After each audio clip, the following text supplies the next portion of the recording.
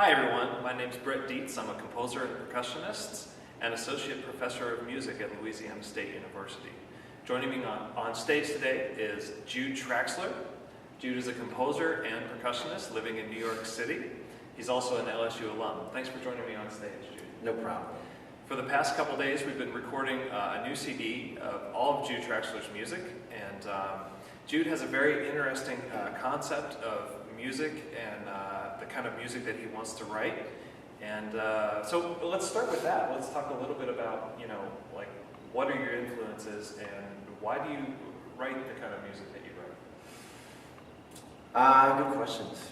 So two questions, obviously. My influences start with pop music. Mudvayne's LD50 is the album that made me a composer. Brilliantly crafted. I'm really a big fan of the beat displacement and throwing time and adding up math metal until you kind of find what you want. Discovering time, discovering meter, which is kind of fun.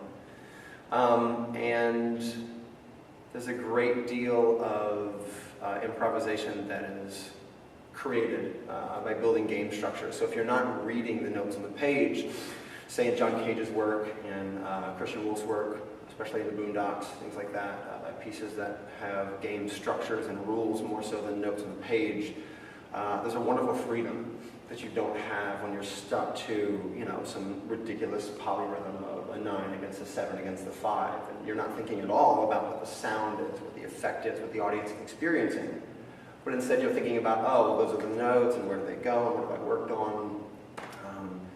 So in a lot of my music, I'm combining a lot of pop influences, sometimes literally pre-recorded pop music, which is always a downfall because it is then illegal, and I can't release it. But I'm a big fan of exploring processes. You've achieved a lot of success as both a percussionist and a writer. I mean, you're the winner of the Yamaha Young Performing Artist Award. You were a composition, a Bang on the Can composition fellow, I think in 2009. In 2008, you were a performer in the Bang on the Can Festival. What can you say to the younger students, people that were in the position that you were in here, 4 or 5 years ago, studying music? What are the keys to actually getting out there and being successful in the world of music? Good question. It's like a loaded question, right? Well, there are two things. First of all, you told me that you make your own luck, which I completely believe. I don't believe in fate. I don't believe in luck. I believe if you want something, go get it. That's it. And the other, Stuart Saunders-Smith, who's been a great friend and influence of mine, has always told me that if you're not getting rejected once a week, you're not in the game. And I think that's important. I mean, you can't expect to go anywhere if you're not doing. It's just about doing. If you're going to fail, then fail. Get it out of the way. You're not going to fail every single day of your life, So fail epically, and just keep going. Do what you think is correct. Do what is right. Don't do what is art. Don't be an artisan. Be an artist. Do something that is worth your time. That is worth your energy. And I believe that's not fashion. That's not following the curve. That's finding something creative, something new. What projects do you have going on right now besides this CD that you're producing? I work as often as I can with Catherine Hamilton. She's a London director that lives in New York. And we will just sit as often as we can and write game structures, write works, and she's begging me to write an opera, which when I told my wife about, she literally giggled out loud. So we'll see how that turns out. But Jean Genet is the first playwright we worked together. That Catherine and I worked with one of his pieces together, and Genet's dead. But finding something new in physical movements, in physical activity as musical motives is sort of my new niche, I think, in composition. And as far as projects go, I have a duo for 2 cell phones, an audio playback, which even to me just sounds so silly to say, but it's turning out quite well. And I just finished a piece for a John Cage pairings concert. I was paired with John Cage at a venue called The Tank in Times Square. And very well, it turned out very, very well. There's two performers who are responding to video cues. It's a 25-minute video they've never seen before.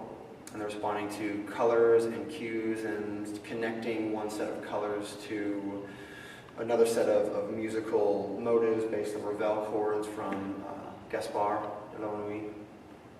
And I'm just really into game structures and finding really uncomfortable performers. You know, giving someone far too many things to think about with music that is much simpler. And creating this whirlwind of complex thought that the audience never sees or perceives, but the performer will never forget the piece, or how maybe horrified they feel when they can't quite put their finger on how to play it. But again, if I was writing pieces that I heard, what would be the point? That's true. Well, let's talk about one last thing. Let's talk about Future Cities, this new piano and percussion duo that you have with Anne Rainwater. Well, I'll even pull up our logo. Check it. How smooth is that? Bing bong. Anne Rainwater is a wonderful pianist I met doing my master's at Manhattan School of Music. We actually met slightly earlier than that at the Bang on the Can Festival in 2008 over the summer. And it's a funny story. John Ferrari is one of the percussion professors in the contemporary program at Manhattan School of Music. And he walked into rehearsal and we're playing the Warren trombone trio. And he stops and says, "Guys, listen, I don't know if you realize this, but you're exactly together and you're not even trying." And in fact, it was the first time I had played in a chamber group and not been the conductor, not been pulsing and giving cues and throwing time. And it was just this great wake-up call. Just, this is a person that is easy to play with. And since then, we really combine the aesthetic of, you know, when you go to a rock concert, you go to see big, loud music. You go to see a light show. You go to see not music stands, not, you know, reading off the page right here close to you. It's an incredible disconnect. You know, that you don't come to see someone come on and bow and you clap for them, though you know I have no idea how they're going to play. And you clap for them and they bow and they play and you clap and they leave and they come on and they bow and you clap and they play and you clap and they leave. To me, there's just such a disconnect there, and there's the stage and the performer, and then there's the audience, who is not at all the same. Well, there is no fourth wall. You know, I mean, we are obviously in the same room, so you know, we wear whatever clothes we want. We play memorized music. We play a threaded program, so we'll play about an hour to an hour and a half, and there'll be no pause, no applause, just really great high energy music. We write our own transitions. We have video backdrops for everything we play. And the videos we find after we learn our rep. And so the audience has an implied sense that we're playing maybe a soundtrack to the video. When in fact, it's sort of the opposite in the sense that the video is playing with us, but at the same time we're aware of the video. And we try to play music that is flexible in form. So there's room for composition, there's room for a real original performance. And so anytime you see us play, you would never see the same thing twice. Never the same lick at the same time, never necessarily the same video spot at the same time. Maybe it's a new video altogether. So, I mean, instead of shunning away this pop aesthetic of loud and flashy and big, I mean, that's what America is now, at least it is to me. Yeah. So, you know. And some of us are trying to get away from it. Right, and we can either get away from it or we can find a way to embrace it artfully and not just laying down and giving up and like, oh, well, this is what it is and let's push past it, but let's find something about this that is artful and let's move forward with it. Let's combine it with really intelligent music. Well, that's great. Jude, it's been a great couple of days having you here on campus and really wonderful music and very inspiring to me to perform it. And I thank you for being here and for talking to us. Of course.